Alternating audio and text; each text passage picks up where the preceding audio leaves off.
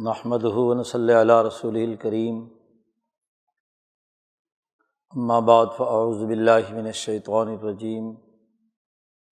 بسم اللہ الرحمن الرحیم۔ قال اللہ تبارک و تعالی طاعۃ وقول معروف فاذا عزم الامر فلو صدقوا اللہ لکان خیرا لہم۔ وقال تعالی یا ایھا الذین آمنوا اطیعوا اللہ واطیعوا الرسول واولی الامر منکم۔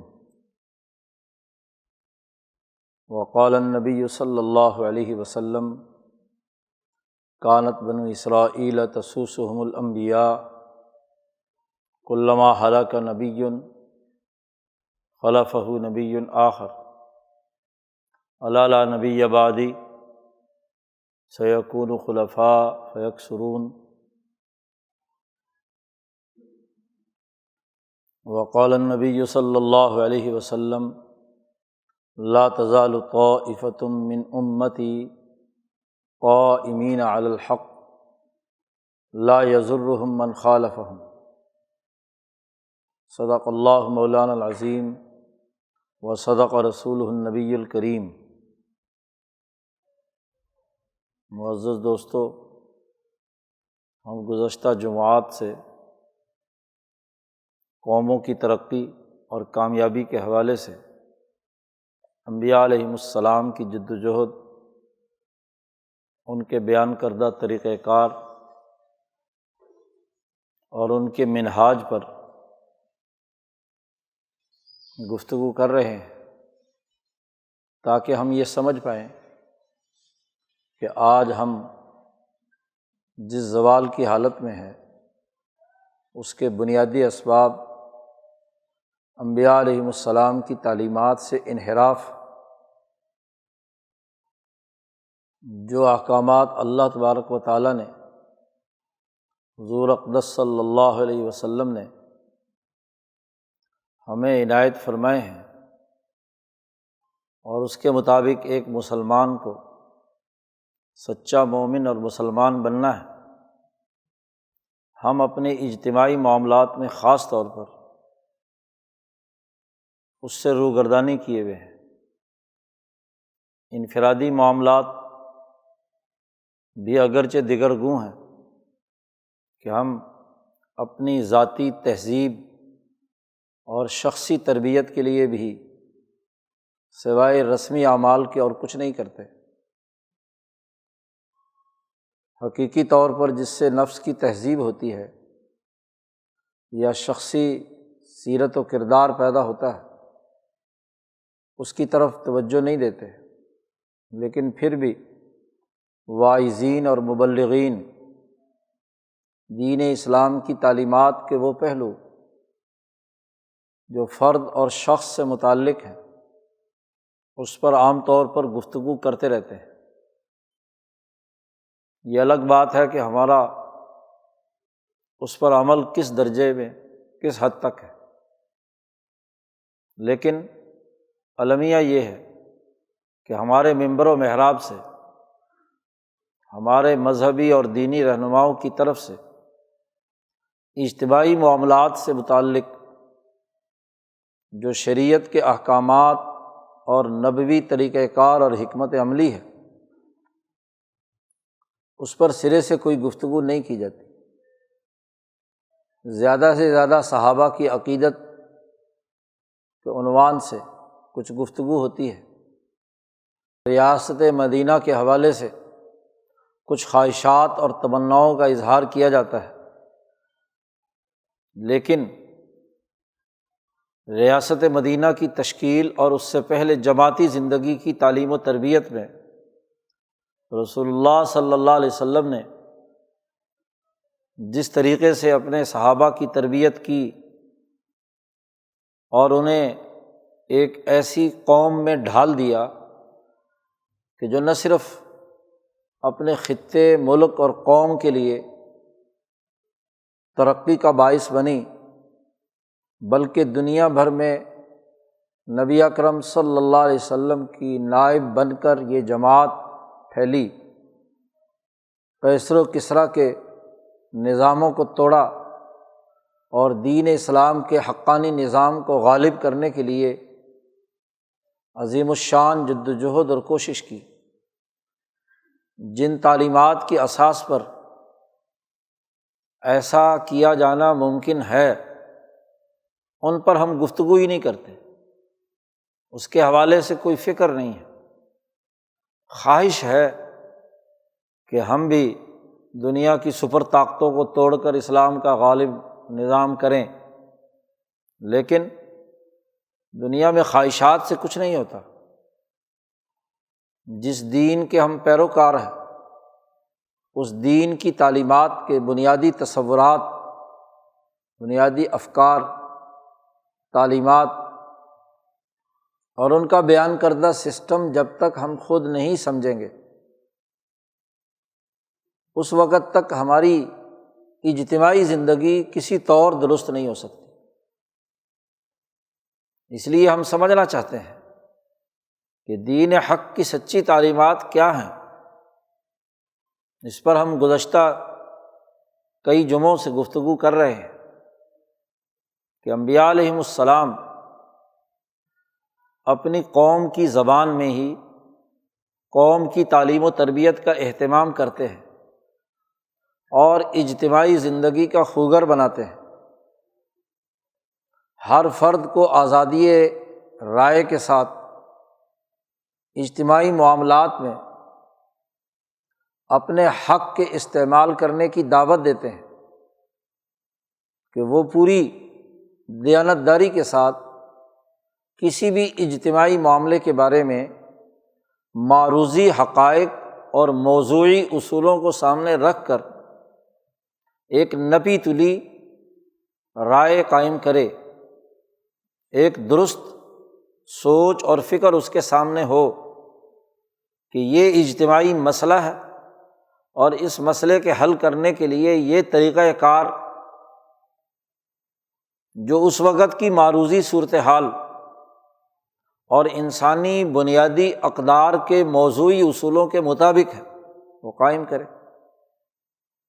اس رائے پر کسی کا دباؤ نہ ہو، کسی فرعونی نظام کا، کسی شیطانی نظام کا۔ فرعون کی یہ سوچ جو اس نے اپنی قوم سے کہا تھا کہ اریکم ما ارا، کہ تم وہ رائے رکھو جو میری رائے ہے، اس سے ہٹ کر ادھر ادھر مت دیکھو، ایسے معاملے کی انبیاء علیہم السلام مذمت کرتے ہیں۔ رائے وہ ہے جو آپ کی اپنی ہے، کسی کے دباؤ پروپیگنڈے سے رائے آپ کی اپنی نہیں ہے، وہ کسی دوسرے کا لقمہ ہے جو تمہارے منہ میں ڈال دیا گیا۔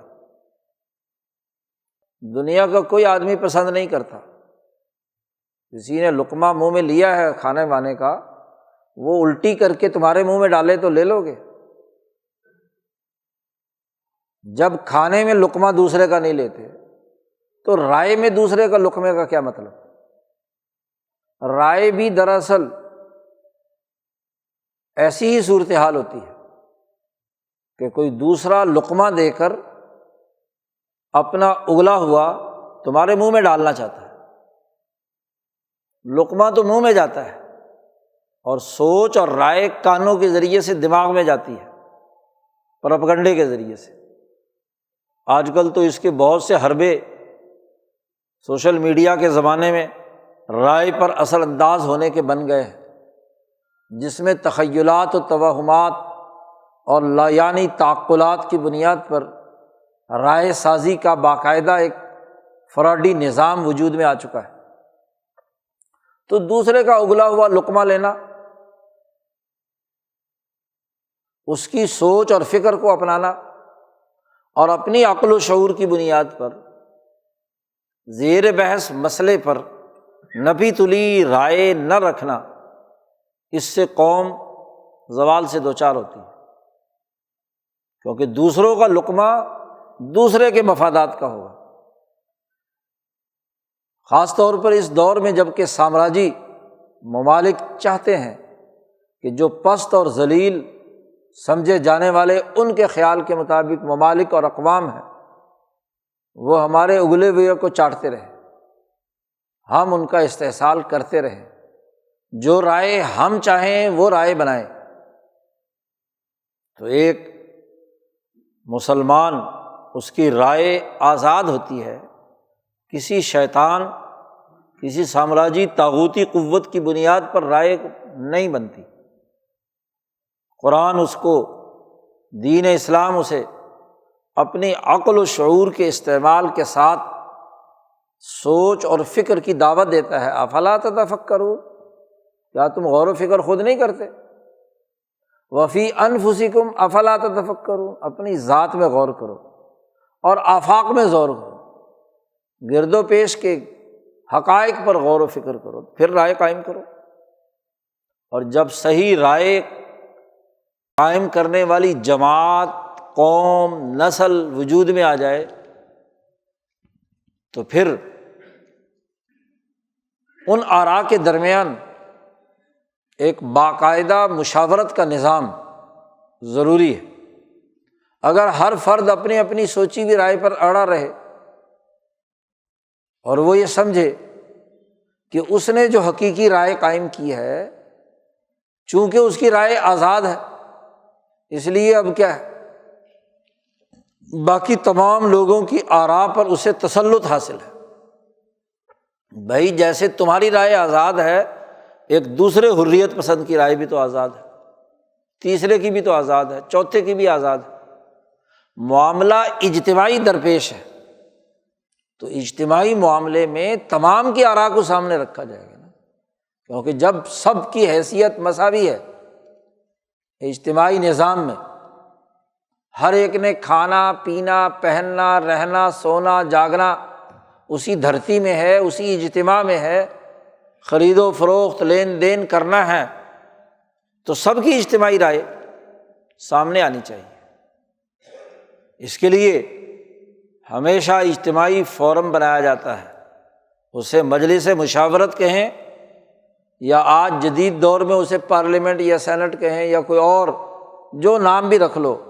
لا مشاحۃ فی الاصطلاح، اصطلاح گھڑنے میں کوئی حرج نہیں ہے، نام جو رکھ لو، اصل معنویت ہوتی ہے، اس کا بنیادی دائرہ کار ہوتا ہے۔ یا پورے ملک کو آپ فورم بنائیں کہ جس سے لوگوں کی انتخابات کی رائے، ان سے مشاورت کا عمل، رائے کے آنے کا واقعی ہو، فراڈ کی بنیاد پر نہ ہو، دھوکے کی بنیاد پر نہ ہو۔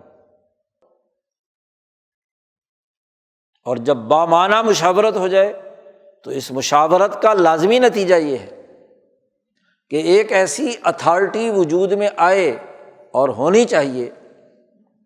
جو تمام آراء کو سمپ کر کے کسی ایک رائے کلی جو سب کے اجتماعی مفاد کی ہو، اس کی بنیاد پر ایک حکم، ایک قانون، ایک ضابطہ، ایک طریقہ کار وضع کرے کہ یہ حکم ہے، یہ فیصلہ ہے، یہ عزم ہے، یہ ارادہ ہے۔ تمام کی آراء کے پہلو سامنے ہوں اور رائے کلی وجود میں آئے، رائے جزئی نہیں۔ شاہ ولی اللہ صاحب فرماتے ہیں کہ رائے کلی کی بنیاد پر اجتماعی نظام بنے گا، یعنی ایسا قانون، ایسا ضابطہ، ایسی جامع اور نپی تلی رائے جو اس سوسائٹی میں بسنے والے، اس قوم میں رہنے والے تمام افراد کی بلا تفریق رنگ، نسل، مذہب ضرورت کو پورا کرے، ان کے معاشی مسائل، ان کے سیاسی مسائل، ان کے اجتماعی اور سماجی مسائل حل کرے، ان کی مشکل دور کرے، مشکلات السیاسیہ، مشکلات المعاشیہ اور مشکلات السماجیہ یا اجتماعیہ۔ تو یہ مشکلات جو اجتماعی نظام کو درپیش ہیں، جو ہر ایک انسان کو ہو سکتی ہیں، ان کے دور کرنے کا ایک قانون منظور کیا جائے، حکم جاری کیا جائے، قوم متفق ہو جائے کہ یہ آئین ہے، یہ دستور ہے، یہ ضابطہ ہے، یہ طریقہ کار ہے، اس کے ذریعے سے انسانی مسائل حل کیے جائیں گے۔ تو ایک متفقہ آئین، ایک متفقہ دستور جو حقیقی مشاورت کی بنیاد پر تیار کیا گیا ہو، نہ کہ کسی سامراجی نظام کی طرف سے آپ کے منہ میں لقمہ دیا گیا ہو، آپ کی پارلیمنٹ کو بتایا گیا ہو عالمی سامراجی مفادات کے مطابق کہ آئی ایم ایف کا دباؤ ہے، فیٹف یہ کہہ رہا ہے، فلانا اقوام متحدہ یہ کہہ رہا ہے کہ یہ قانون آپ نے اپنی پارلیمنٹ سے منظور کرانا ہے، اپنی مجلس شورا سے اس کو، تو یہ تو ان کے مفادات کا قانون اور ضابطہ ہوگا، نہ یہ کہ کسی قومی مفاد کے تناظر میں وہ قانون سازی کی گئی ہوگی۔ قانون سازی تو وہ ہوتی ہے جو دراصل سوسائٹی کی ضروریات کی تکمیل کے لیے قومی بامعنی مشاورت سے وجود میں آئے۔ جو باہر سے ہدایات پر آپ پر کوئی چیز مسلط کی جا رہی ہے تو وہ جبر تو ہو سکتا ہے، آپ یہ کہیں گے جی مجبور ہیں، ہمارے ہاتھ بندھے ہوئے ہیں، جیسے ہمارے منسٹر صاحب کہہ رہے ہیں جی آئی ایم ایف کے بغیر ہم کچھ نہیں کر سکتے۔ قرضہ جو لیتے ہیں تو قرضہ کیوں لیتے ہو؟ لوٹ مار تم کرتے ہو، ملک کی تباہی اور بربادی کے راستے تم نے اختیار کیے ہیں، اور قرضے لے کر پھر ان کی ہدایات پر عمل کرتے ہو۔ یہ تو سامراجی طریقہ کار کہ قوموں کو پہلے قرضوں کے جال میں جکڑو اور پھر اپنے قوانین مسلط کرواؤ، اور کہا جائے جی چونکہ ایک بالادست فورم یہ کہہ رہا ہے تو آپ زیادہ سے زیادہ یہ کہہ سکیں گے کہ رائے تو ہمارے مفاد کا قانون تو نہیں ہے، یہ ہمارے بازو مروڑ کر پیچھے ہاتھ باندھ کر دو چار چانٹے مار کر ہم سے یہ قانون منظور کرایا گیا ہے، تو اس کو ظلم تو کہو، جبر تو کہو، قومی قانون کیسے ہوگا؟ اس کا قومی نظام سے کیا تعلق ہے؟ قومی ریاست سے کیا تعلق ہے؟ اس کا ریاست مدینہ سے کیا تعلق ہے؟ ریاست مدینہ مکے والوں سے قرضہ لے کر چل رہی تھی، جیسے ریاست افغانستان کہتے ہیں جی فتح کر لی ہم نے، قرضہ اس سے لے رہے ہیں جو مفتو ہے، اس کو کہتے ہیں پیسے نکال جی۔ اسلام کا قلعہ بنایا ہے اور آئی ایم ایف اور ورلڈ بینک سے کہتے ہیں کہ ہمیں اسلام نافذ کرنے کے لیے پیسے تم دو، جو عالمی کفر ہے، جس نے خلافت کا 800 سالہ بلکہ 1200 سالہ نظام توڑا، اس سے کہتے ہیں کہ ہم اسلامی جمہوریہ پاکستان، اسلامی جمہوریہ بلکہ اسلامی امارت افغانستان چلانا چاہتے ہیں، تو اس سے بڑا دھوکہ کوئی ہو سکتا ہے؟ قانون وہ ہوتا ہے جو قومی مفاد اور آزادی اور حریت کے اساس پر ہوتا ہے، دوسروں کے کہنے پر جو قانون بنایا جاتا ہے وہ ریاست مدینہ کے منافی ہے۔ یہ جو آیت پڑھی ہے یہ ریاست مدینہ کے آغاز میں ہے، اس میں بنیادی بات یہ بیان کی گئی کہ جو قانون تم نے آزادی اور حریت کی بنیاد پر نافذ کیا ہے، تمہاری جماعت نے منظور کیا ہے، اس کے نفاذ کے لیے کام کرنا۔ مشاورت کے بعد، قانون بننے کے بعد اگلا مرحلہ یہ ہوتا ہے کہ قوم کی قیادت ایسے لوگوں پر مشتمل ہو کہ جو قومی مفاد کے مطابق قانون بنایا گیا ہے، قومی مفاد کے مطابق جو فیصلہ کیا گیا ہے، اس فیصلے کو پوری طاقت اور قوت سے نافذ کیا جائے، قومی مفاد کی مشورے کیے جائیں، قومی مفاد کا کوئی قانون بالفرض بنا لیا جائے اور نفاذ کی طاقت نہ ہو۔ ایسی حکومت ریاست مدینہ کی حیثیت نہیں رکھتی۔ یہاں نبوی تعلیمات میں اجتماعی نظام میں چوتھی اہم ترین بات یہ ہے کہ وہ جو منظور شدہ قانون ہے، جو حکم آ چکا ہے، جو آپ فیصلہ کر چکے ہیں ریاستی مفادات کے لیے، اس پر نفاذ کے لیے پوری توانائی خرچ کی جائے۔ اپنے کیے ہوئے فیصلے خود ہی توڑ دینا یہ درست نہیں ہے۔ قرآن حکیم کی بہت سی آیات میں یہ بات واضح کی گئی ہے۔ ایک بڑی اچھی مثال قرآن حکیم نے اس بڑھیا عورت کی دی ہے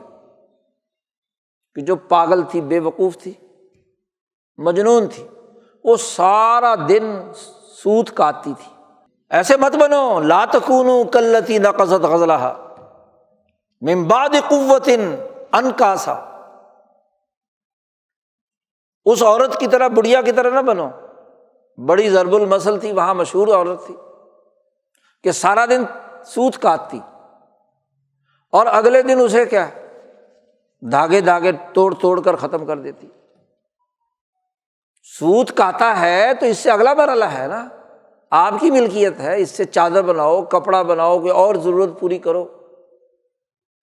اور اس کی اساس پر جو ذمہ داریاں عائد ہوتی ہیں انہیں پورا کرو۔ تمام تر آزادی رائے، تمام تر مشاورت، تمام تر قانونی نظام کا تانا بانا بنا، قانونی اسٹرکچر بنایا۔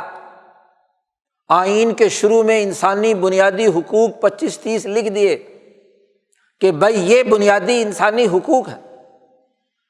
کہ ہر انسان کو آزادی رائے کا حق ہوگا، فلاں فلاں فلاں، جو ہمارے آئین اور دستور میں موجود ہے،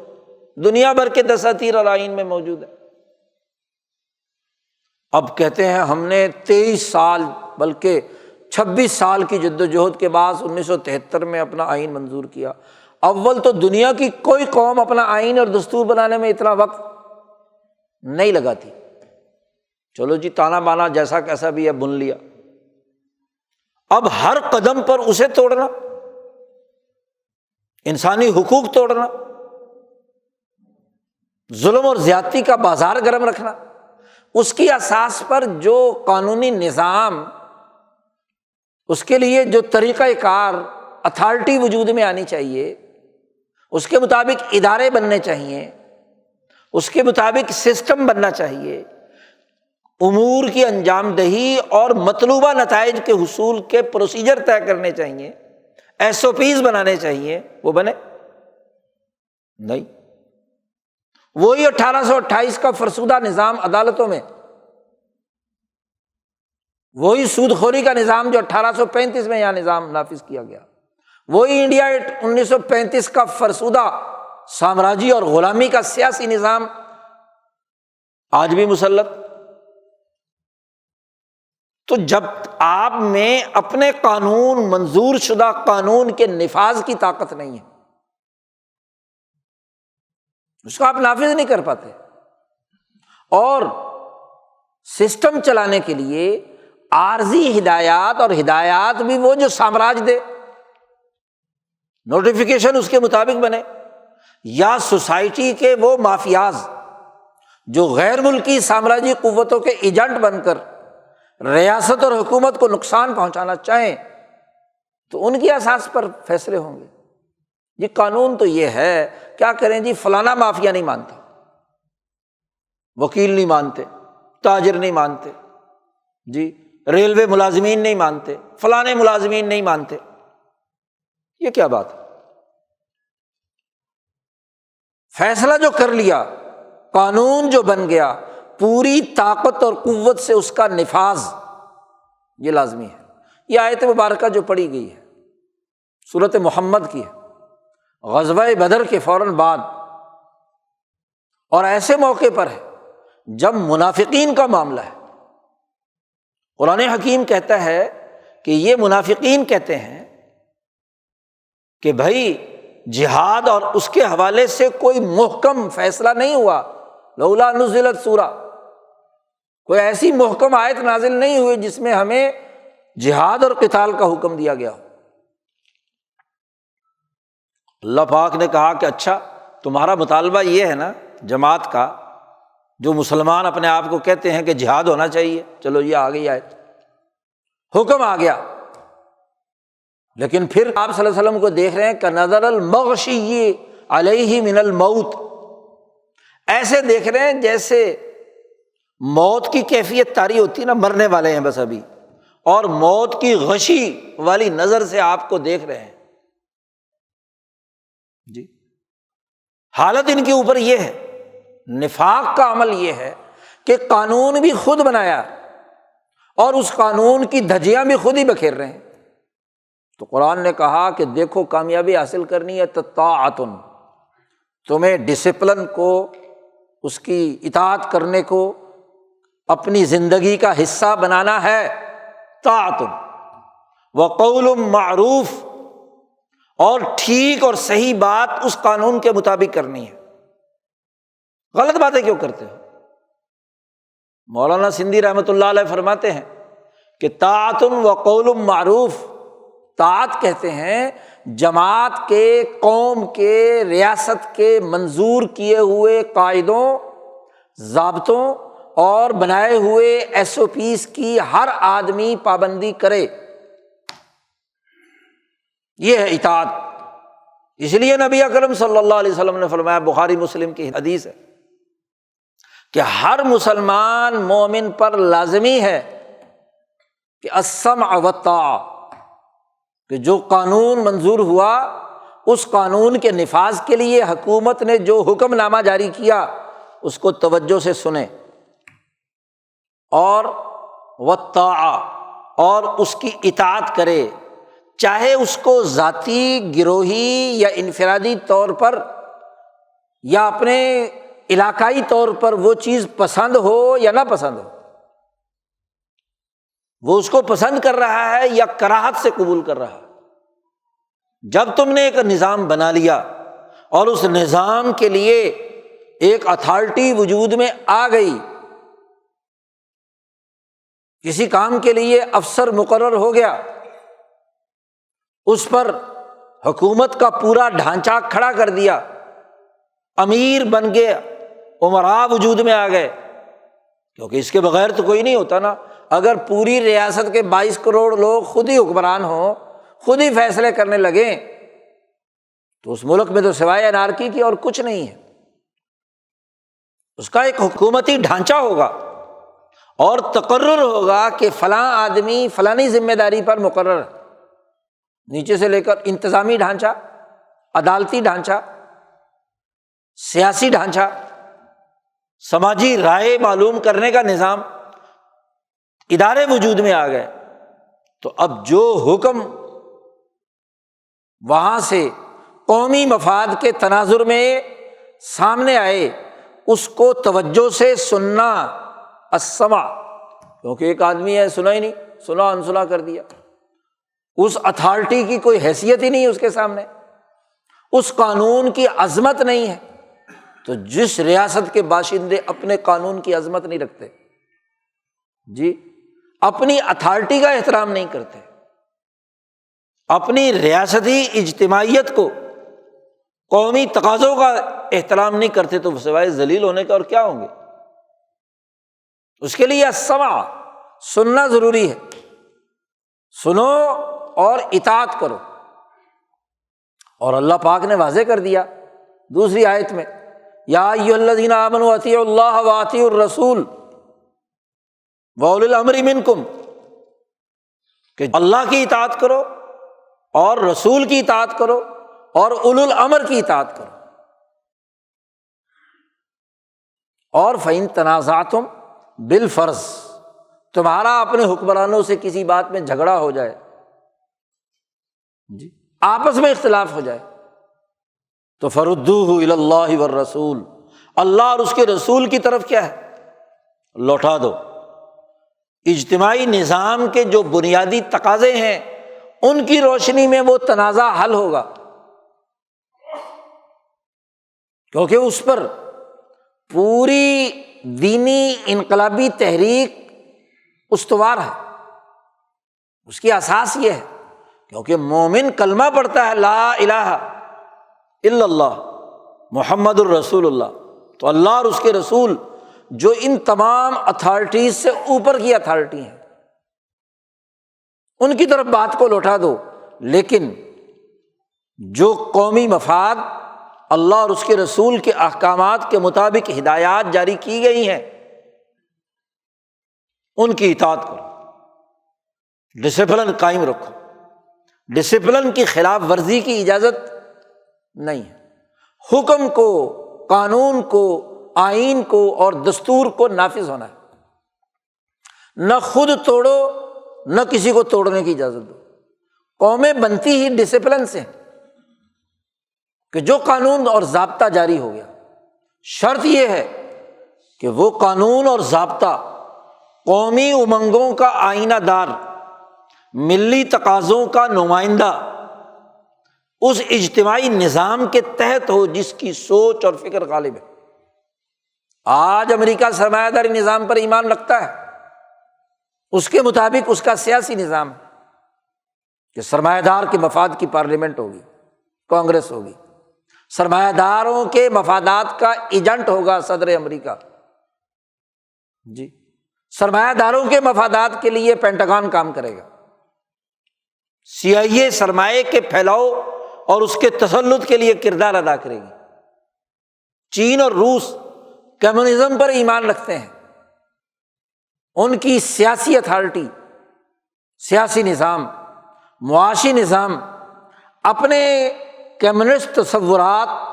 کمیونسٹ مینیفیسٹو کے مطابق انہوں نے اتھارٹی بنائی۔ ون پارٹی سسٹم ہے، جمہوریت کا ڈھکوسلا وہاں نہیں ہے، وہ جو سرمایہ داروں کی جمہوریت، انہوں نے اپنے انداز میں عوامی جمہوریت، پارلیمنٹ، ڈوما کہہ لو یا کانگریس کہہ لو، اپنی CPC، اپنا نظام، ایک یونین کونسل سے، چھوٹے حلقے سے لے کر 2-2.5 ارب کی آبادی کے لیے چین والوں نے بنا لیا۔ تم سے پوچھو کہ تم کہاں کھڑے ہو؟ تم سرمایہ دار ہو، کیپٹلسٹ ہو؟ تمہارا ایمان سرمایہ کی بالادستی پر ہے یا انسان کی بالادستی پر ہے؟ فیصلہ کرو۔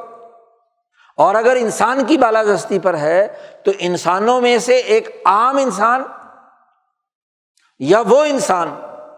جو یہ کہتا ہے کہ لا الہ الا اللہ محمد الرسول اللہ، جی، ایک نے تو سرمایہ کو بالادست بنا کر اپنا قانون اور ضابطہ اور اس کے سسٹم بنا لیے، کوئی امریکی اس کی خلاف ورزی کر سکتا ہے؟ نہیں۔ پوری قوم کینیڈا اور امریکہ کے پلوں کو روک کر کھڑی ہے،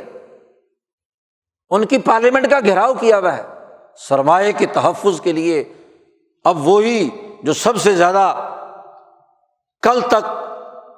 انڈیا کے پنجاب کے کسانوں کے حق میں بول رہا تھا کہ پرامن احتجاج کا حق حاصل ہے، آج وہی ٹروڈو سرمایہ کے مفادات کے لیے، ان ملٹی نیشنل کمپنیوں کے لیے جن کی کورونا کی ویکسین لگانی ہے، ان کے مفادات کے لیے کیا ہے، ایمرجنسی نافذ کر رہا ہے، گرفتاریوں کے حکم دیے جا رہے ہیں، آزادی سلب کی جا رہی ہے۔ حریت پسندی کے نعرے لگائے جاتے تھے کہ مالیاتی آزادی ہونی چاہیے، اب اگر وہ کوئی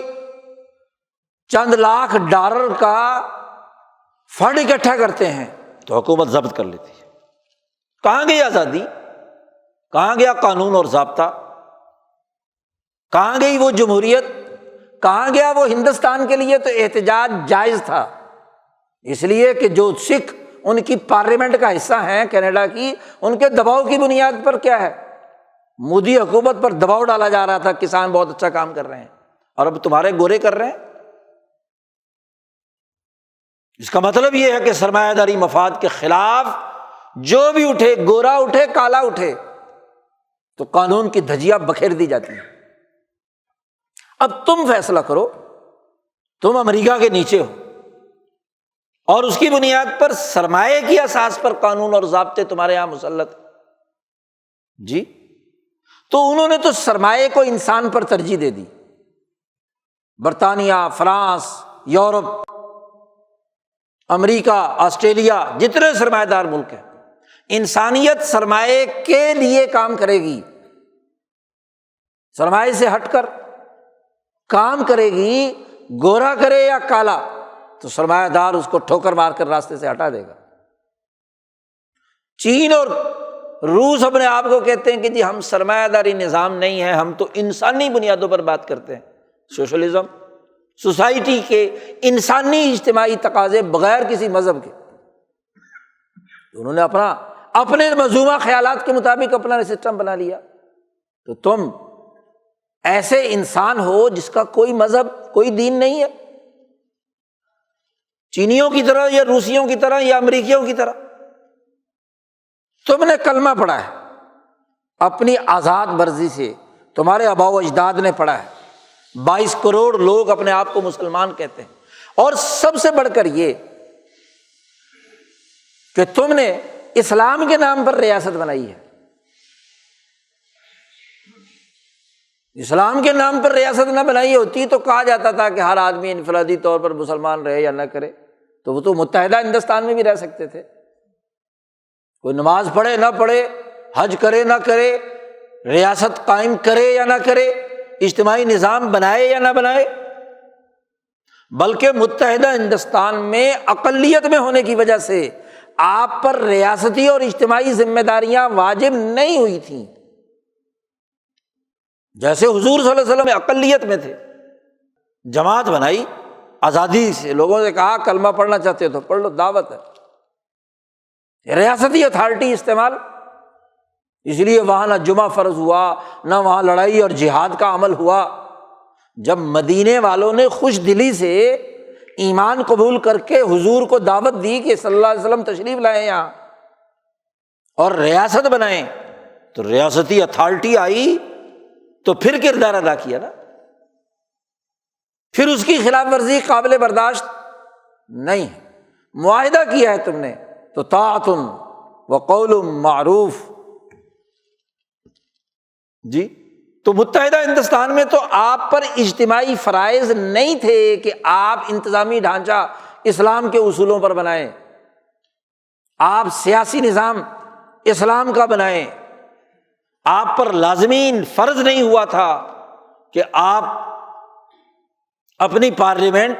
اپنی بیوروکریسی، اپنی عدالت، جو انگریزوں کا چل رہا تھا نظام چلتا رہتا۔ تم نے کہا کہ ہم نے ریاست بنانی ہے، ہم نے اسلام کی حکومت قائم کرنی ہے، مسلمانوں کا ایک اجتماعی نظام بنانا ہے، اور جب 99% مسلمان ہو گئے یہاں جمع تو اب ریاست قائم کرنا فرض ہو گیا۔ وہ ریاست جو حضرت محمد مصطفیٰ صلی اللہ علیہ وسلم کی تعلیمات اور دین کی تعلیمات کے اساس پر کردار ادا کرے۔ اب وہ احکامات نافذ العمل ہوں گے جو نبی اکرم صلی اللہ علیہ وسلم نے بیان فرمائے ہیں۔ آپ کا طریقہ کار ہے جو ریاست مدینہ کا طریقہ کار تھا، آپ نے ریاست بنائی ہے اسلام کے نام پر، تو یہاں آزادی رائے بھی اسلام کی تعلیمات کے مطابق 22 کروڑ لوگوں کو دینی ہوگی، بامعنی مشاورت بھی کرنی ہوگی، اس مشاورت کی اساس پر قانون اور آئین بھی بنانا ہوگا۔ سامراجی مقاصد کا آئین اور قانون اور دستور قابل اعتبار نہیں ہے، اور پھر جو اسلام کا قانون اور ضابطہ سیاسی آزادی اور معاشی آزادی کے حوالے سے، اجتماعی ذمہ داریوں کو پورا کرنے کے حوالے سے جو قانون اور ضابطے وجود میں آئے ہیں ان کا نفاذ بھی ہوگا۔ نفاذ کرنے والی حکومت ہوگی تو وہ تو ریاست مدینے کی مشابہت اختیار کرے گی، اسلامی ریاست ہو۔ اور اگر نفاذ ہی نہیں ہے،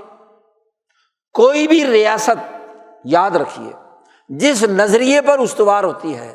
اور اس نظریے کی اساس پر جو ویلیوز وجود میں آئی ہیں اور ان اخلاق و اقدار کی بنیاد پر جو آئینی اور قانونی ڈھانچہ وجود میں آیا ہے، نظام اور سسٹم وجود میں آیا ہے، اس کی خلاف ورزی کوئی قوم کرے تو انارکی پھیلتی ہے، قوم کا مورال گرتا ہے، قوم کی اجتماعیت ٹوٹتی ہے، چاہے اس کے لیے ایمرجنسی لگانی پڑے۔ جی آپ دیکھیے کہ اگر کوئی ریاست یہ کام نہیں کرتی تو وہ ریاست اپنا وجود برقرار نہیں رکھ سکتی، اس کے عوام اپنے حقوق کی حفاظت نہیں کر سکتے۔ نبی اکرم صلی اللہ علیہ وسلم کا عمل، آپ صلی اللہ علیہ وسلم کی تعلیمات کی اساس یہ ہے کہ جو جماعت آپ نے بنا لی جو ریاست بن گئی اس کا جو اولو الامر ہے، حکومت ہے، اس پر لازمی اور ضروری ہے کہ وہ اس کی اطاعت کی جائے۔ حتیٰ کہ رسول اللہ صلی اللہ علیہ وسلم نے فرمایا اگرچہ تمہارا حکمران ایک ایسا کالا حبشی ہو جائے، وہ تمہارا حکمران بھی بن جائے، تو چونکہ قانون اجتماعی طور پر بنا ہے اس نے تو نفاذ کرنا ہے نا۔ افسر بھینگا ہو، کالا کلوٹا ہو یا کوئی اور اس کے اندر عیب ہو، وہ قانون کے پابندی کی اساس پر سسٹم چلائے گا، اس کی اطاعت کرنی ہوگی۔ یہ نہیں کہ جی یہ میں خوبصورت ہوں، یہ کالا ہے، اس کالے کی بات میں کیسے مانوں؟ تو قانونی پابندی اور نفاذ ضروری ہے۔ اور اس کی مثالیں اور نظائر خود نبی اکرم صلی اللہ علیہ وسلم کی زندگی میں بھی ہیں کہ آپ کے کیے ہوئے فیصلے، آپ کا عزم اور ارادہ، اس کی خلاف ورزی نہیں ہو سکتی۔ یہاں اللہ پاک نے کہا ہے کہ فَإِذَا عَزَمَ الْأَمْرُ، جب حکم جو ہے پختہ ہو گیا، عزم ارادہ بن گیا، قانون بن گیا۔ امر کے لیے ضروری تھا مشاورت، امرہم شورا بینہم، امور کی انجام دہی کے لیے مشورہ ہوگا، اور یہ مشورہ جب قانون کی شکل میں ڈھلے گا تو اس کو کہتے ہیں عزم، پختہ ارادہ۔ عزم کی تعریف یہ ہے، جب کوئی انسان عزم کرتا ہے تو انسان کی جسم میں امام شاہ ولی اللہ فرماتے ہیں دو بڑی بنیادی قوتیں ہیں، قوائے عقلیہ اور قوائے عملیہ۔ انسان کی عملی قوتیں اور انسان کی ذہنی، فکری اور عقلی قوتیں، ان کے دست و بازو ہیں احساسات، حواس خمسہ ظاہرہ اور حواس خمسہ باطنہ۔ تو ایک انسانی وجود کے اندر جتنی قوتیں ہیں، جب سب کی سب ایک پیج پر آ جائیں،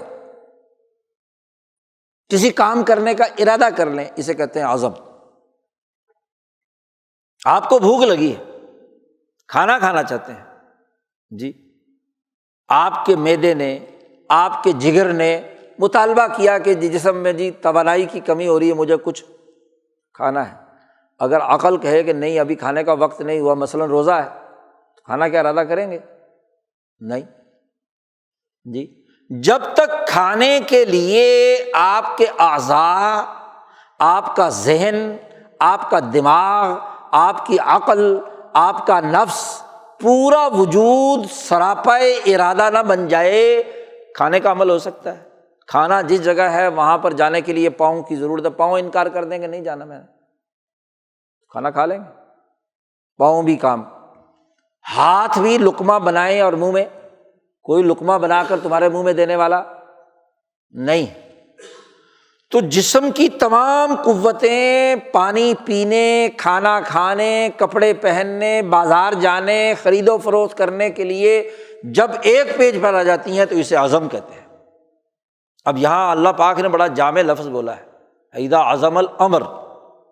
جب امر عزم میں ڈھل جائے،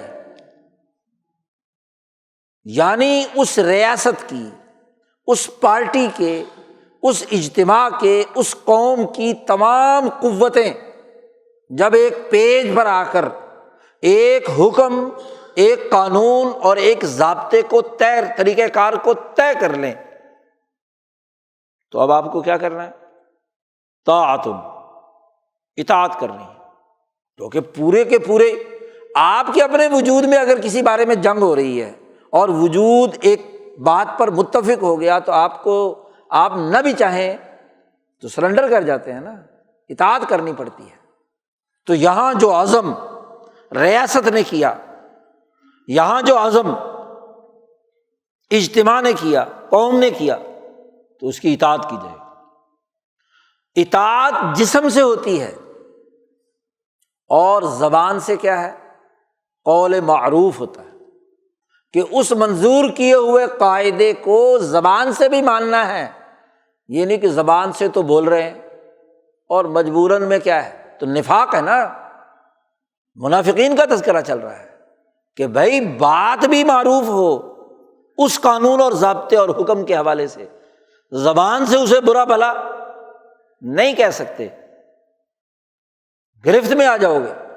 اور جسم سے کیا ہے؟ اطاعت بھی ہونی چاہیے، دونوں چیزیں لازمی کہی ہیں، یعنی قوت عملیہ اور قوت عقلیہ۔ عقل سے جو کچھ سوچتا ہے زبان سے اس کا اظہار ہوتا ہے، تو دونوں قوتیں جو ہیں قول اور فعل وہ ایک پیج پر، تب تو وہ اس اجتماعی نظام میں کامیابی ہے۔ اسی طرح اللہ پاک نے دوسری جگہ پر غزوہ احد کے تناظر میں بات کرتے ہوئے کہا شاورہم فی الامر، اے محمد صلی اللہ علیہ وسلم آپ ان سے مشورہ کیجیے، حکم دیا ہے رسول اللہ صلی اللہ علیہ وسلم۔ امام ابو بکر جساس رازی فرماتے ہیں کہ یہ نبی اکرم صلی اللہ علیہ وسلم کو یہ جو حکم تھا مشاورت کا، یہ بھی واجب تھا، جیسے فاصدع بما تؤمر کا حکم واجب تھا، جیسے دوسرے تمام احکامات جن میں نبی اکرم صلی اللہ علیہ وسلم کو خاص طور پر اللہ حکم دے رہا ہے، خود نبی اکرم صلی اللہ علیہ وسلم سے کہا گیا آپ کہہ دیجئے کہ امرت لاعدل بینکم، مجھے حکم دیا گیا ہے کہ میں تمہارے درمیان عدل و انصاف سے کام لوں۔ تو ایسے ہی شاور امر وجوب کے لیے ہوتا ہے۔ اور پھر اس کے بعد کیا ہے، آپ صلی اللہ علیہ وسلم نے مشورہ کیا صحابہ سے، جس کی تفصیل پچھلے جمعے میں بیان ہو چکی۔ مشاورت کی کہ جنگ کیسے لڑنی چاہیے، مکے کی سامراجی طاغوتی قوت مدینے پر حملہ آور ہے احد کے موقع پر، تو نبی اکرم صلی اللہ علیہ وسلم نے صحابہ سے مشورہ کیا کہ بھائی کیا کرنا چاہیے۔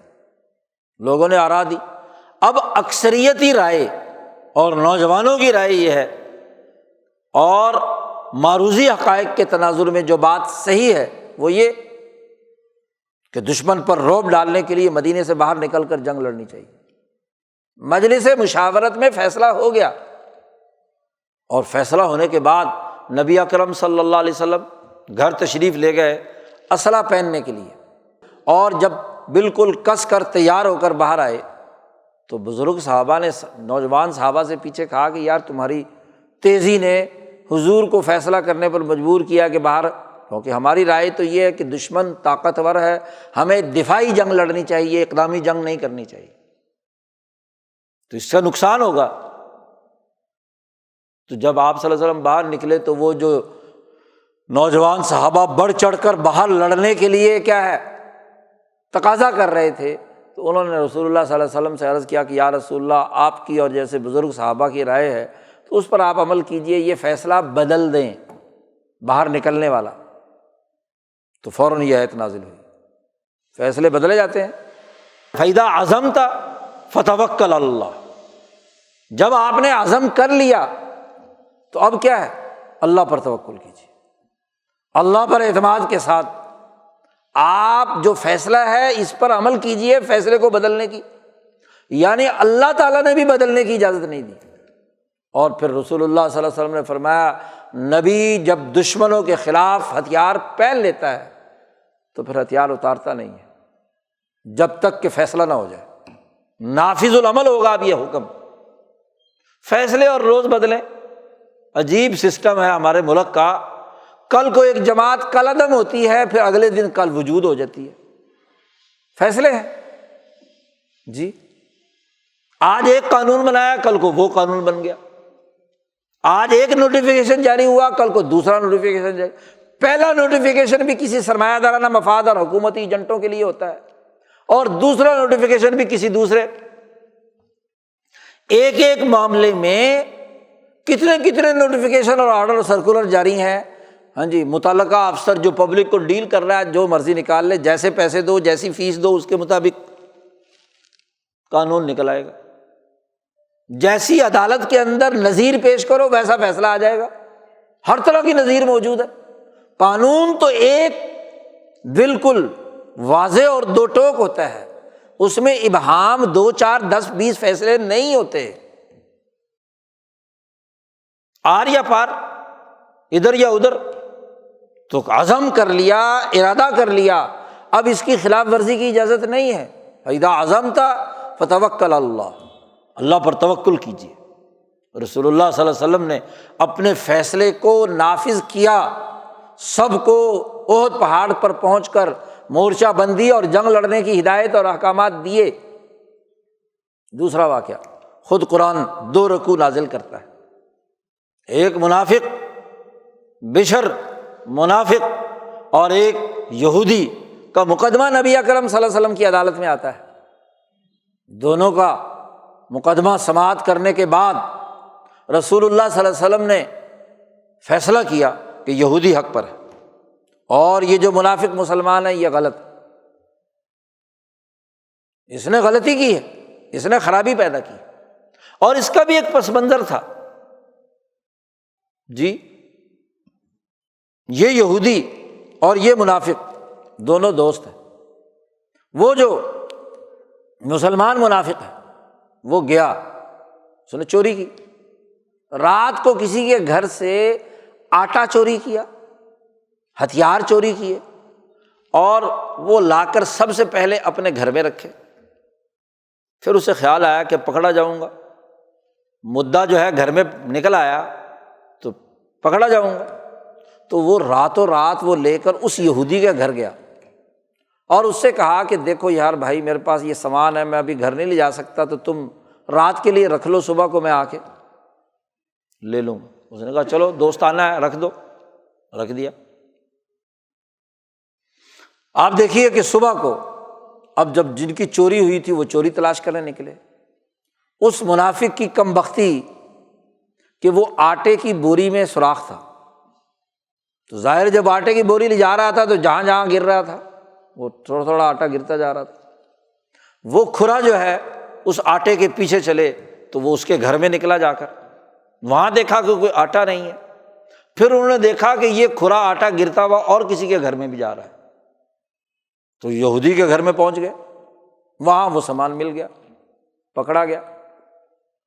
اب جب پکڑا گیا تو انہوں نے کہا جی، یہودی سے پوچھا کہ یہ تم نے چوری کی ہے؟ انہوں نے کہا میں نے تو نہیں، یہ فلانا آدمی آیا تھا وہ رکھ گیا رات، یہ تو اس کا سامان ہے۔ اب آپ دیکھیے کہ فراڈ بازی ایسی کہ اس آدمی نے کہا کہ یہ تو ہمارا نفاق کھل جائے گا، ان کے باقی رشتہ دار بھی تھے، انہوں نے راتوں رات میٹنگ کی، انہوں نے کہا صبح کو یہ ضرور حضور صلی اللہ علیہ وسلم کی عدالت میں مقدمہ پیش ہوگا، تو وہاں تو ہماری قبیلے کی برادری کی بڑی جگ ہسائی ہوگی، چوری ثابت ہو گئی سب کے سامنے، اور وہ بھی رسول اللہ صلی اللہ علیہ وسلم کے سامنے، ہمارا نفاق جو ہے وہ کھل جائے گا، خاص طور پر اس منافق کو فکر رہے گی۔ تو وہ اس محلے کے جتنے بھی وہ لوگ تھے وہ جمع ہوئے اس کی برادری کے، اور وہ رات ہی نبی اکرم صلی اللہ علیہ وسلم کے پاس آ کر انہوں نے وہ کہانی سنانی شروع کر دی کہ جی ایسا نہیں، ایسا ہوا، یوں ہوا، وہ ہوا، تو یہ تو چوری تو یہودی نے کی ہے جی، یہ اس نے ایسا کیا کہ ایسے چوری کر کے پہلے اس کے گھر میں لے آیا اور وہاں سے کیا ہے، تو دیکھیں جی ہم تو مسلمان ہیں، بڑے پکے ہیں، بہت ہاں جی سچے آدمی ہیں، اور یہ یہودی کمبخت ایسا ہے ویسا ہے۔ خیر رسول اللہ صلی اللہ علیہ وسلم نے فرمایا کہ بسوا ہوگی تو پھر ہاں جی مقدمہ سماعت کریں گے تو دیکھیں گے۔ تو نبی اکرم صلی اللہ علیہ وسلم نے ان کی باتیں سن کر، چونکہ ابھی تک وحی نہیں آئی تھی، آپ صلی اللہ علیہ وسلم کو کچھ میلان ہو گیا کہ یہ مسلمان ہیں، بات تو صحیح کہہ رہے ہیں، قبیلے والے تو باقی لوگ تو ٹھیک ہیں، ہو سکتا ہے انہوں نے چوری نہ کی، اور یہ یہودیوں کی کوئی، کیونکہ یہودی بڑے مکار اور سازشی تھے جی، تو یہ بڑی کوئی سازش وغیرہ ہو اور اس چکر میں کیا ہے انہوں نے اس کو مسلمان کو پھنسایا ہو، تو کچھ تھوڑا سا رجحان آپ صلی اللہ علیہ وسلم کا ہو گیا۔ صبح کو اللہ نے آیات نازل کی جی، اور آیات میں واضح اور دو ٹوک حکم دے دیا کہ آپ کو، حکمران کو فیصلہ کرتے ہوئے جب تک دونوں فریق کو نہ سن لیا جائے کسی ایک کی طرف رجحان یا میلان نہیں کرنا چاہیے، فیصلہ کرنا ہے نا، تو فریقوں کو جب تک سنے نہ اس وقت تک نہیں۔ خیر صبح عدالت لگی، دونوں نے اپنے اپنے دلائل دیے، اور دلائل کی روشنی میں واضح ہو گیا کہ یہودی نے گڑبڑ نہیں کی، یہ اسی منافق کا کام ہے، اور بھی شواہد سامنے آ گیا۔ تو آپ صلی اللہ علیہ وسلم نے یہودی کے حق میں فیصلہ کر دیا اور اس منافق کے خلاف فیصلہ کیا۔ جیسے اس نے فیصلہ سنا وہ وہاں سے دوڑ گیا، اس نے کہا اب تو میری ایک تو بے عزتی ہوگی، اور شیطان آدمی جو ہے وہاں سے جی بھاگ کر ادھر چلا گیا۔ مکہ مکرمہ دشمنوں کی کیمپ میں پہنچ گیا۔ اس واقعے کے تناظر میں بھی یہ آیت نازل ہوئی۔ تو کیا کہا اللہ پاک نے؟ فلا وربک لا یؤمنون حتی یحکموک فیما شجر بینہم ثم لا یجدوا فی انفسہم حرجا مما قضیت ویسلموا تسلیما۔ تیرے رب کی قسم، یہ مسلمان نہیں ہو سکتے اس وقت تک، ایمان والے نہیں ہوں گے کہ جب آپ فیصلہ فرما دیں، عدل کے مطابق آپ نے فیصلہ فرمایا، آپ فیصلہ فرما دیں، تو جب تک اسے قبول نہیں کریں گے، اور قبول بھی خوش دلی سے نہیں کریں گے۔ جی، فیما شجرا بینہم، ان کی لڑائی ہوئی، ان کا جھگڑا ہوا، اس جھگڑے میں جو آپ نے فیصلہ فرمایا ہے جب تک اسے نہیں مانیں گے اور طیب نفس سے، دل کی خوشی سے، لا یجدو، اپنے دلوں کے اندر حرج اور تکلیف محسوس نہ کریں، حرجا مما قضیت ویسلموا تسلیما، مکمل سپردگی ضروری ہے۔ جب قانون وجود میں آ گیا اور حقائق کے مطابق فیصلہ ہوا ہے تو اب مکمل سپردگی ویسلموا تسلیما، اور دل میں کوئی حرج بھی، تنگی بھی محسوس نہ کریں، پھر مسلمان ہوں گے۔ اور وربک، تیرے رب کی قسم، اللہ نے اپنی قسم اٹھائی کہ تم مسلمان نہیں ہو سکتے، یہ تو نفاق کا مرض ہے۔ فیصلہ نافذ العمل کیا، نبی اکرم صلی اللہ علیہ وسلم نے جو حکم ہوا، اس کے ذیل میں مفسرین نے بہت سے واقعات لکھے ہیں۔ حضرت زبیر اور ایک انصاری صحابی کے درمیان کوئی جھگڑا ہوا تھا، اس کا فیصلہ کیا، اس بارے میں بھی یہ آیت نازل ہوئی، کیونکہ ایک آیت بہت سارے واقعات کے تناظر میں ہوتی ہے۔ ایک منافق اور یہودی کے درمیان جھگڑا ہوا، اور وہ جھگڑا رسول اللہ صلی اللہ علیہ وسلم کے پاس گیا، آپ صلی اللہ علیہ وسلم نے اس کے لیے یہودی کے حق میں فیصلہ کر دیا۔ تو منافق نے کہا کہ نہیں، ہم چلتے ابو بکر صدیق رضی اللہ تعالیٰ عنہ، بھلا جہاں حضور فیصلہ کر چکے ہیں، اب کم تر درجے کی اتھارٹی کے پاس جانا چاہتے ہیں۔ جی، سپریم کورٹ کے فیصلے کے بعد ہائی کورٹ جا سکتے ہیں، ہاں سول جج کے فیصلے کے خلاف تو سیشن کورٹ میں، اور وہاں سے ہائی کورٹ میں، وہاں سے تو چلو طریقہ کار ہے کہ ہو سکتا ہے انصاف کے اندر کوئی معاملہ ہو گیا ہو بڑے افسر کے پاس۔ اب حضور جو نبی ہیں، رسول ہیں، ریاست کے سربراہ ہیں، ان کے فیصلے کو چیلنج کر رہے ہیں، کہا حضرت ابو بکر صدیق کے پاس۔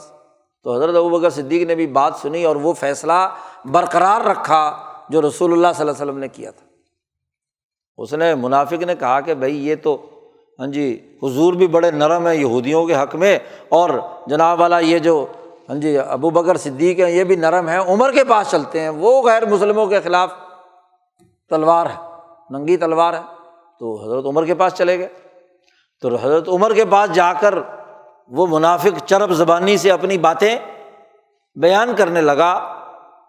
تو یہودی نے کہا جناب اس مقدمے کا فیصلہ پہلے 2 دفعہ ہو چکا ہے، رسول اللہ صلی اللہ علیہ وسلم فیصلہ کر چکے ہیں، اب آپ تیسری دفعہ سماعت کر لیں، چلو۔ تو حضرت عمر نے اس منافق سے پوچھا کہ ہاں بھی ایسا ہی کام ہے، واقعی ایسا ہی ہے کہ فیصلہ یہودی کے حق میں رسول اللہ صلی اللہ علیہ وسلم کر چکے ہیں؟ انہوں نے کہا کہ ہاں جی۔ انہوں نے کہا ٹھہرو میں تمہارا فیصلہ کرتا ہوں۔ گھر چلے گئے، گھر سے تلوار لائے اور گردن اڑا دی کہ رسول اللہ کے فیصلے کی خلاف ورزی کر رہے ہو، یہی تمہارا فیصلہ ہے، تمہارے دل میں تو روگ ہے، تم تو پکے ایمان والے نہیں ہوئے، منافق ہو، اور نفاق اور کفر بالکل واضح ہو گیا۔ اب جناب اس منافق کے گھر والے سارے روتے پیٹتے حضور کے پاس پہنچے کہ جی دیکھو وہ عمر نے ہمارا بندہ مار دیا، جی قتل کر دیا،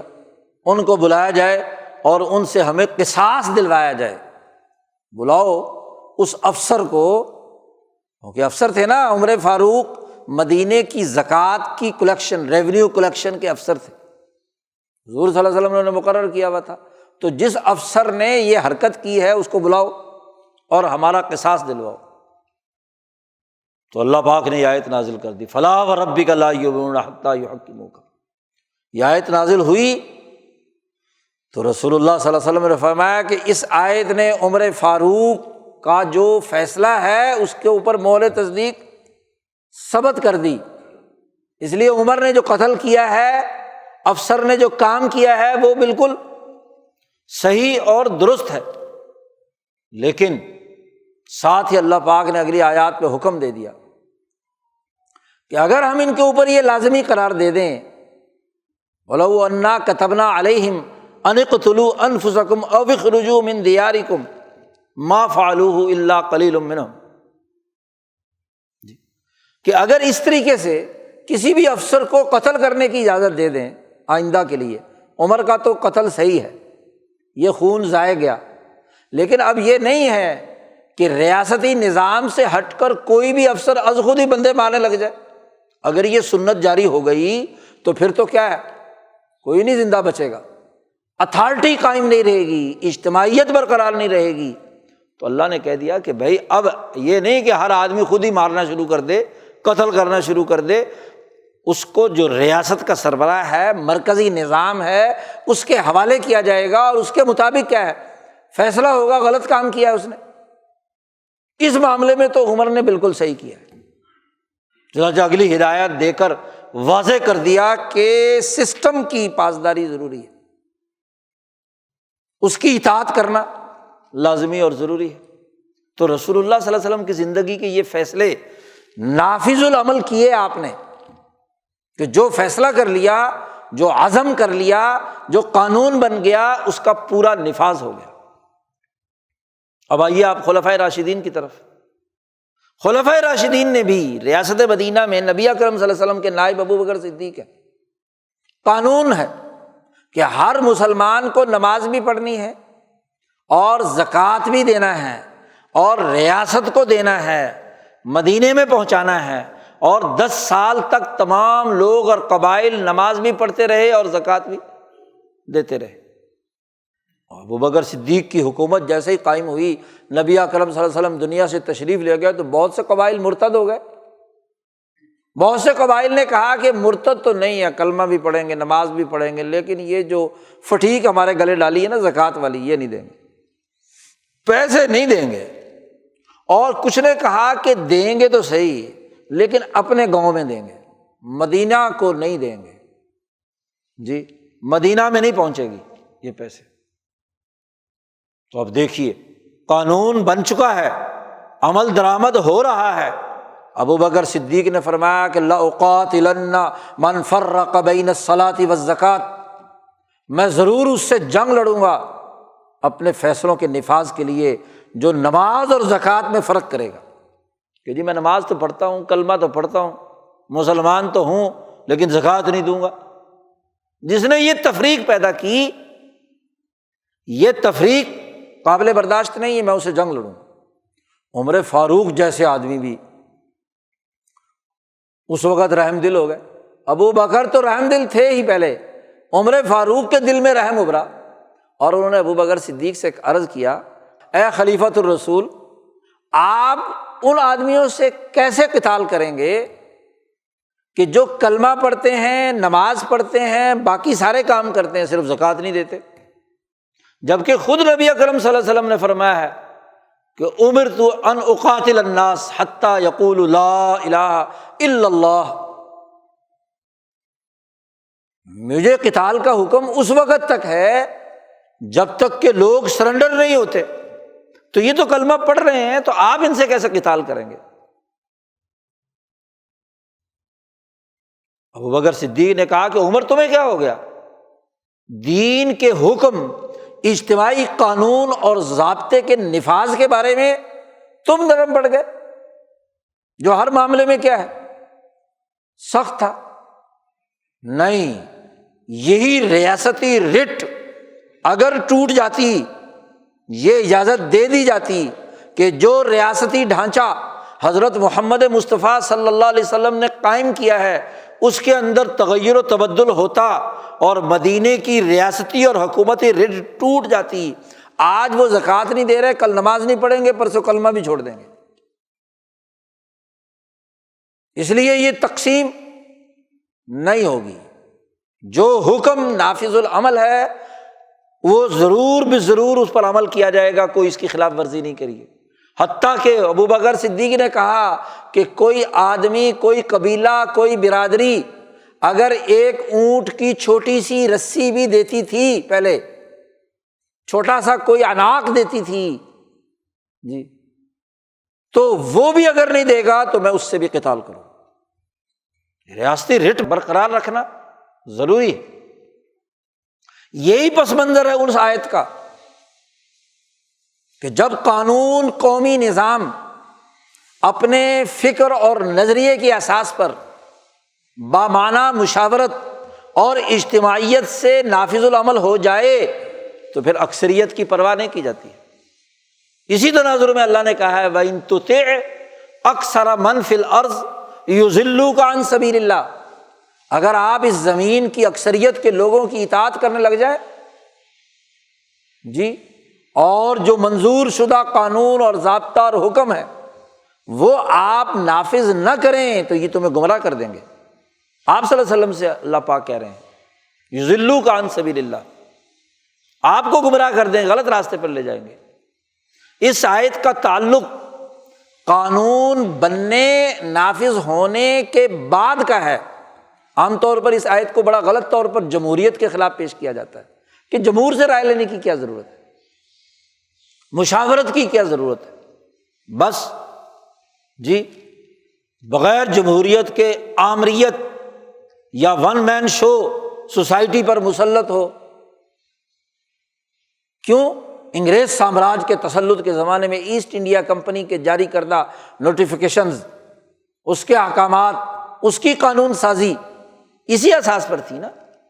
کہ بغیر اس خطے کے حریت پسندوں، آزادانہ رائے، بغیر مشاورت کے وہ قانون بنایا گیا تھا۔ اب اس کی تائید میں بات پیش کی جاتی ہے، دیکھو جی قرآن میں بھی تو کہا ہے نا کہ اکثریت کی پیروی نہیں کرنی چاہیے۔ کیوں نہیں کرنی چاہیے؟ قانون سازی میں اکثریت کی پیروی کی جائے گی، اور اس کی مثالیں میں پہلے دے چکا ہوں۔ اذان کا نفاذ مشاورت سے ہوا، لوگوں کی اجتماعی ضرورت تھی، اس مشاورت سے کیا ہے اذان نافذ العمل ہوئی۔ جمعے کا نفاذ اجتماعیت سے ہوا، بلکہ نبی اکرم صلی اللہ علیہ وسلم تو ابھی مکہ مکرمہ میں تھے، ہجرت نہیں ہوئی تھی۔ آپ صلی اللہ علیہ وسلم نے مصعب ابن عمیر جن کو داعی بنا کر بھیجا تھا مدینہ منورہ میں، ان سے کہا، اور جن کے گھر میں ٹھہرے تھے سعد ابن عبادہ، دو روایات ہیں، ایک مصعب ابن عمیر کی اور ایک سعد ابن عبادہ کی۔ انہوں نے سب سے پہلے جمعہ پڑھایا ہے، انہوں نے ضرورت اپنی بیان کی رسول اللہ صلی اللہ علیہ وسلم کو کہ جب ہم اکٹھے ہوتے ہیں تو ہمیں یہاں اجتماعی طور پر کسی نماز میں جمع ہونا چاہیے، باقی نمازوں میں تو ہم دور دراز محلے میں رہتے ہیں علیحدہ علیحدہ، تو یہاں ہمیں کوئی خطرہ نہیں ہے، ہمیں کسی جگہ جمعہ پڑھنے کی اجازت دی جائے۔ تو آپ صلی اللہ علیہ وسلم نے اجازت دی، مصعب ابن عمیر کو خط لکھا کہ لوگوں کی مشاورت سے جمعے کا نظام بناؤ جی۔ اور دوسری روایت میں ہے کہ جمعہ سعد ابن عبادہ نے پڑھایا، جن کے پاس حضرت مصعب ابن عمیر ٹھہرے ہوئے تھے۔ اور یہ بھی بڑی حکمت عملی کی بات ہے کہ پہلی اجتماعیت کے لیے مدینے کی اصل ریاست کے جو لوگ تھے اور وہاں کے جو قبیلے کے سردار تھے وہ ساتھ تھے، تو سردار کا کام ہے کہ جمعہ پڑھائے نا۔ مصعب تو مدینہ سے آئے ہیں، مکہ سے آئے ہیں، مہاجر ہیں، وہ اگر اپنا منصب جمعے کے خطبے دینے اور پڑھانے کے حوالے سے ہو تو قوم میں ایک دل کے اندر خیال آتا ہے کہ جی باہر سے آ کر ہمیں جمعہ پڑھا رہا ہے۔ تو سعد ابن عبادہ نے جمعہ پڑھایا۔ مصعب ابن عمیر کی روایت میں اگر ان کے پاس آئی تھی ہدایت تو انہوں نے حکمت عملی کے ساتھ سعد کو آگے کیا کہ قبیلے کا سردار کون ہے؟ سعد ہے، تو مشاورت سے ہوا۔ لیکن جب قانون نافذ العمل ہو گیا، اب جمعے کا قانون نافذ العمل ہو گیا اور رسول اللہ صلی اللہ علیہ وسلم جمعہ پڑھا رہے ہیں مدینہ میں جی، گندم کا قافلہ آ گیا، کھانے پینے کا، سارے چھوڑ کر بھاگ گئے، 12 آدمی صرف رہ گئے، قرآن ذکر کر رہا ہے وَتَرَكُوكَ قَائِمًا۔ اب قرآن نے نافذ کیا، حکم نافذ کیا کہ جب تم نے اپنی مشاورت سے ایک اجتماعی نظام بنایا ہے، قانون بنایا ہے، تو اذا نودی للصلاۃ من یوم الجمعۃ فاسعوا الی ذکر اللہ وذروا البیع، کاروبار چھوڑو اور اس قانون کے نفاذ کے تناظر میں آؤ مسجد میں۔ اب تمہاری مرضی آپس میں نہیں چلے گی کہ جی پڑھیں پڑھیں نہ پڑھیں، اجتماعیت قائم کریں نہ کریں، تم نے اپنی مرضی سے یہ جمعہ شروع کیا تھا، تو جب قانون بن گیا اب اس قانون پر کیا ہے، تمہیں ہر حال میں عمل درآمد کرنا ہے، چھوڑ کر بھاگ نہیں سکتے۔ قافلہ آئے کچھ بھی آئے، ضرور البیع، بازار بند کرو اور فوراً اذان کی آواز سن کر مسجد میں آ جاؤ اور جمعہ پڑھو۔ ہاں، نماز پڑھنے کے بعد فَإِذَا قُضِيَتِ الصَّلَاةُ فَانتَشِرُوا فِي الْأَرْضِ وَابْتَغُوا مِن فَضْلِ اللَّهِ، نماز مکمل ہو جائے تو جاؤ، رزق تلاش کرو، کوشش کرو، کاروبار کرو۔ ابو بکر صدیق رضی اللہ تعالیٰ عنہ نے اس اجتماعی قانون کو جس کو وہ مان چکے ہیں اس کے نفاذ کے لیے اپنی اتھارٹی استعمال کی۔ اور پھر جب عمر فاروق کا زمانہ آیا، 12 سال تک نہ صرف وہاں بلکہ ہر جگہ پر اپنے حکم کے نفاذ کی پاسداری کی۔ خالد بن ولید نے میدان جنگ میں ہدایت نظر انداز کی، جنگی معاملہ تھا، کوئی فرض باقی معاملات نہیں تھے، جنگ جیت بھی لی جس کی تفصیل میں پچھلے جمعے میں بیان کر چکا ہوں، جی جنگ جیت بھی لی، اس کے باوجود ڈسپلن توڑا ہے، حکم نامے کی خلاف ورزی کی ہے، اس کی اجازت نہیں ہے۔ ایک سپاہی کو بھیجا، کہا جاؤ خالد یہ پرچہ دے دو، بس پرچی پڑی، اب سے تم معزول ہو، اپنے ہتھیار اور اپنا سپہ سالاری اس جس کو پرچہ لے کر آ رہا ہے اس کو دے دو اور خود مدینہ پہنچو۔ جو افسر اپنی طے شدہ ذمہ داریوں کو نہیں نبھاتا، ڈسپلن کی خلاف ورزی کرتا ہے، تو اس کو میدان میں عمل کے میدان میں رہنے کی اجازت، اس کو OSD بنا دیا، پہنچو جی یہاں پر پہنچو، مدینہ نافذ کیا۔ ابو موسیٰ اشعری کو خط لکھا، امام شاہ ولی اللہ دہلوی ازارۃ الخفا میں لکھتے ہیں کہ ایسا حکم جسے بولا جائے اور نافذ نہ کیا جائے سمجھ لو کہ وہ حکم نہیں ہے۔ جی خالی بولنے سے کوئی حکم نافذ، ممبر پر بیٹھ کر وعظ تو کیا جا سکتا ہے نا، نافذ العمل حکم، نافذ العمل تو وہ ہوگا کہ جو آرڈر آپ نے پاس کیا ہے وہ ہر حال میں نافذ العمل ہو۔ گورنر ہیں یمن کے جی ابو موسیٰ اشعری، ان کو جو ہدایات سرکاری خط لکھ رہے ہیں، یہاں خط پڑھیں گے چرچل کا، جی CSS کرنے والے، چرچل نے کیا لکھا تھا یہاں وائسرائے ہند کو، اور وائسرائے ہند نے نیچے کیا لکھا تھا، عمر فاروق نے ابو موسیٰ اشعری کو کیا خط لکھا تھا، کیا ہدایات دی تھی۔ ہیں اسلامی جمہوریہ پاکستان کے افسران، اسلامی جمہوریہ پاکستان کے سیاستدان، یہاں کے جناب پارلیمنٹ کے ممبران، یہاں کے عدالتی افسران، عمر فاروق کے وہ تمام نوٹیفیکیشن پڑھے ہیں کہ انہوں نے سسٹم کو نافذ العمل کرنے کے لیے کیا ہدایات جاری کی ہیں۔ حکم دیا کہ جاؤ یمن والوں کو کہنا کہ تم پر پہلا فرض نماز ہے، کلمہ پڑھ لیا تم نے، دعوت دینا انہیں ایمان کی دعوت، اگر کوئی قبول نہیں کرتا تو اس پر کوئی نماز فرض نہیں، نہ زکوٰۃ فرض۔ جو ایمان کی دعوت قبول کر لے تو اس کو کہنا کہ نماز نافذ العمل ہے، نماز پڑھنی تم نے ہر حال میں جی۔ اور دوسرا یہ کہ زکوٰۃ بھی دینی ہوگی تمہیں، اور تیسری ہدایت دی کہ تؤخذ من اغنیائہم وترد الی فقرائہم، کہ وہاں کی زکوٰۃ وہاں کے مالداروں سے لینی ہے اور وہاں کے غریبوں پر خرچ کرنی ہے، ان سے جو بچ جائے، غربت دور کرنے سے جو بچ جائے وہ مدینہ آئے گی۔ عمر فاروق رضی اللہ تعالیٰ عنہ نے تمام گورنروں کو ہدایت دی تھی کہ سالانہ حسابات تمام لوگ مرکز خلافت میں مدینہ آئیں اور مجمع عام میں آ کر پڑھیں۔ ابو موسیٰ اشعری جب یمن سے سال کے بعد آئے تو بڑا حساب کتاب کا پورا پلندہ لے کر آئے۔ عمر فاروق نے کہا ممبر پر کھڑے ہو جاؤ، سب مجمع عام کے سامنے پڑھو کہ اس پورے سال میں کتنا ریونیو کلیکشن کی، کہاں کہاں خرچ کیا، آمدن اور خرچ کیا ہے، اس کا پورا حساب، ایک ایک پائی کا حساب انہوں نے کھڑے ہو کر پڑھا کہ یہ پورے گزشتہ سال میں اتنا مال آیا تھا، یہاں خرچ ہوا، اتنا خزانے میں موجود ہے، اور اتنا اس کا جو فیصد مقرر تھا مرکز کے لیے وہ میں لے کر آیا۔ یہ تو عمر فاروق بہت خوش ہوئے کہ تم نے تو ایک ایک پائی کا حساب رکھا ہے۔ حتیٰ کہ خود عمر فاروق رضی اللہ تعالیٰ عنہ، شاہ ولی اللہ صاحب لکھتے ہیں ازالۃ الخفا میں کہ جو بیت المال میں مال آتا تھا، عام طور پر لوگ جانوری پالتے تھے تو جانوروں کی زکوٰۃ مقرر تھی، بھیڑ بکریاں اونٹ وغیرہ وغیرہ، تو عمر فاروق، عثمان غنی اور حضرت علی، تینوں آدمی خود ذمہ داری نبھا رہے ہیں۔ خلیفہ صاحب حضرت عمر اور حضرت اپنا علی رضی اللہ تعالیٰ عنہ باہر دھوپ میں کھڑے ہوئے، ایک ایک جانور کو کلر کیا ہے، اس کے دانت کتنے ہیں، کتنے سال کا ہے، وہ چیک کر کے علی رضی اللہ تعالیٰ عنہ کو بتاتے ہیں، اور دوسری طرف حضرت عثمان چونکہ لکھتے تھے، حساب کتاب لکھنا آتا تھا، تو حضرت عثمان کو بتا رہے ہیں، اور وہ اپنے ٹیبل پر بیٹھے ہوئے وہ تمام باتیں جو عمر فاروق حضرت علی کے ذریعے سے بیان کروا رہے ہیں، اور حضرت علی جانوروں کو پکڑ پکڑ کر لا رہے ہیں۔ تینوں خلفائے راشدین پورا جو ریونیو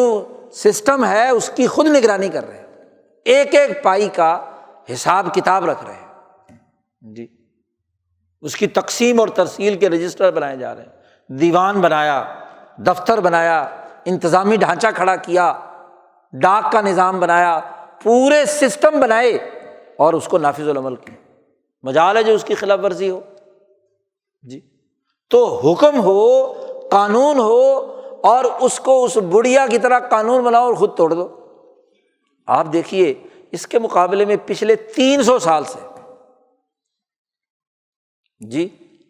1757 سراج الدولہ کی شکست سے لے کر آج 2022 آ گئے، تقریباً 350 سال ہو گئے۔ آپ دیکھیے کہ اس 300 سالہ دور کے اندر آپ کی حالت کیا ہے، آپ کی اس دھرتی کی، بر عظیم پاک و ہند کی، ہندوستان ہو یا پاکستان، 200 سالہ سامراجی غلامی کے زمانے میں قانون کے نفاذ کی دھجیاں بکھیری گئیں۔ ایک قانون ہے، دوسرا قانون ہے۔ آپ ہی بتلائیے کہ ایسٹ انڈیا کمپنی کو 1765 میں بنگال کی دیوانی دی گئی شرائط کے ساتھ کہ عدالتی نظام مسلمانوں کا رہے گا، تم صرف ریونیو کلیکشن کی تمہاری مالیاتی ذمہ داری ہوگی، اور اس میں سے جتنے حصص ہیں اس کے مطابق تمہیں عدالت کا خرچہ برداشت کرنا ہے، ریاست کا خرچہ برداشت کرنا ہے، اور مرکز حکومت جو ہے مغل ریاست، اس کو مرکز کو جو بنگال کے صوبے نے ریونیو بھجوانا ہے وہ دینا ہے۔ شاہ ولی اللہ صاحب لکھتے ہیں کہ بنگال کا ریونیو پورے ہندوستان کے تمام صوبوں سے سب سے زیادہ تھا، قبضہ کر لیا، معاہدہ ہو گیا۔ اس معاہدے کی دھجیاں کس نے بکھیری؟ اس عدالتی نظام کو کس نے توڑا؟ کس طریقے سے اس قانون اور اس معاہدے کو توڑ کر ٹیپو سلطان کے خلاف کارروائی کی گئی، دلی پر قبضہ کر کے بادشاہ کے ہاتھ باندھ دیے۔ پھر آپ 1765 کے اس معاہدے سے لے کر 1947 کے تقسیم ہند کے معاہدوں تک ذرا معاہدوں کی تفصیل تو اٹھا کر دیکھو، قدم قدم پر خود اپنے منظور کیے ہوئے معاہدے، وعدے، قانونی نظام کو توڑا گیا۔ سندھ پر قبضہ کرتے ہوئے، پنجاب پر قبضہ کرتے ہوئے رنجیت سنگھ کے ساتھ جو معاہدہ ہوا، اور رنجیت سنگھ کے ساتھ جتنے معاملات طے پائے توڑا، تالپوروں کے ساتھ معاہدہ توڑ کر حیدرآباد پر قبضہ کیا۔ پوری تاریخ 200 سال کی کہ مطلب اور مفاد کے مطابق، اور پھر وہ قانون بھی کسی قومی تقاضے کے مطابق نہیں، کسی قوم کے باہمی مشاورت یا آزادانہ رائے کی بنیاد پر نہیں، کمپنی کے مفاد کے قوانین۔ ریلوے کا نظام آیا تو 11 جعلی کمپنیاں بنا کر 11 گنا زیادہ لاگت کے ساتھ امریکہ اور برطانیہ میں، فرانس میں، یورپ میں جو 1 کلومیٹر ریلوے پر جو خرچہ آتا تھا اس سے 11 گنا زیادہ ٹھیکے دیے گئے، لوٹ مار کی گئی، اور ریلوے کی آڑ میں جو یہاں کی جنگلات اور لکڑیوں کا صفایا کیا گیا، یہاں کی فصلیں اٹھا اٹھا کر یورپ بھجوائی گئیں۔ 25% دولت پوری دنیا کی ہندوستان رکھنے والا ملک کنگال ہو کر 2% دولت پر آ گیا 1947 میں۔ پھر ذرا اسلامی جمہوریہ پاکستان کی 75 سال کی تاریخ بھی سامنے رکھو، قانون ایک بازیچہ اطفال ہے، کبھی کچھ اور کبھی کچھ، کبھی کوئی آئین، کبھی کوئی قانون، کبھی کوئی ضابطہ، کوئی آدمی اگر اس پر پی ایچ ڈی کرے، اسٹڈی کرے کہ جناب 1947 سے لے کر گرگٹ کی طرح ہم نے کتنے قانون بدلے، اور جو بنائے تھے اس پر عمل درآمد کی نوعیت کیا تھی، عدالتوں نے کیا کیا، ہاں جی، پارلیمنٹ نے کیا کیا، بیوروکریسی نے کیا کیا، فوجی نظام میں کیا کیا ہوا، ذرا پوری تاریخ سامنے اٹھا کر رکھ لو۔ ہیں مسلمان، اسلامی جمہوریہ پاکستان کے باسی اور اسلامی ریاست مدینہ بنانا چاہتے ہیں اور قانون کی دھجیاں بکھیرتے ہیں، اور اگر کوئی صحیح قانون، بالفرض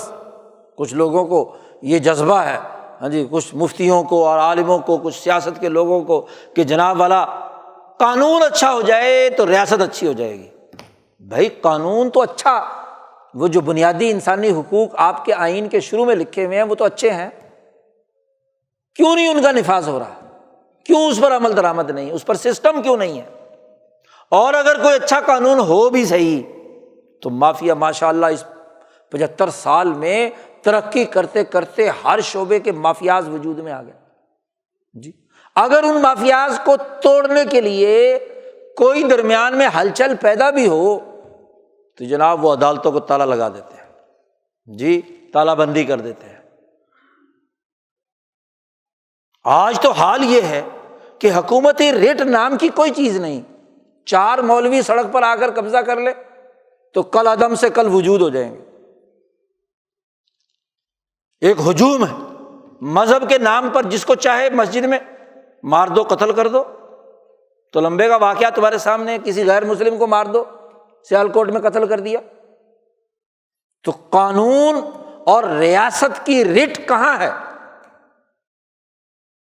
زوال کا بڑا بنیادی سبب اپنے ہی منظور کیے ہوئے قاعدوں، اپنے ہی بنائے ہوئے قانون کی دھجیاں بکھیرنا ہے۔ اور ذرا سیاستدان سے پوچھو